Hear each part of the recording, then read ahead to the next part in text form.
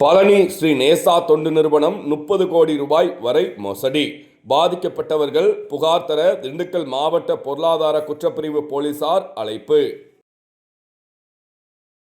கோயம்புத்தூரைச் சேர்ந்த செந்தில்குமார், மனைவி ஜெயந்தி, மைதுனர் சக்திவேல் ஆகியோர் பழனியில் ஸ்ரீ நேசா பெயரில் தொண்டு நிறுவனம் நடத்தினர். டெபாசிட் செய்தால் 2.5% வட்டி தருவதோடு 2 கிராம் தங்க நாணயம் தருவதாக ஆசை வார்த்தை கூறியதை நம்பி சென்னை, திருச்சி, மதுரை, கோவை, திண்டுக்கல் உட்பட பல்வேறு மாவட்ட ஏஜென்ட்டுகள் மூலம் பல கோடி வைப்புத் தொகை பெற்று நிறுவனத்தை மூடிவிட்டு மூவரும் தலைமறைவாகினர். திண்டுக்கல்லைச் சேர்ந்த மதன் பிரசாத், வயது 34, புகாரில் பொருளாதார குற்றப்பிரிவு போலீசார் செந்தில்குமார், மனைவி ஜெயந்தி ஆகியோரை கைது செய்து சக்திவேலை தேடி வருகின்றனர்.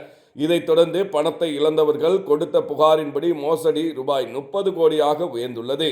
பாதிக்கப்பட்ட மக்கள் அசல் ஆவணங்களுடன் திண்டுக்கல் மாவட்ட பொருளாதார குற்றப்பிரிவு போலீசில் நேரில் ஆஜராகி புகார் அளிக்கலாம் என போலீசார் தெரிவித்துள்ளனர்.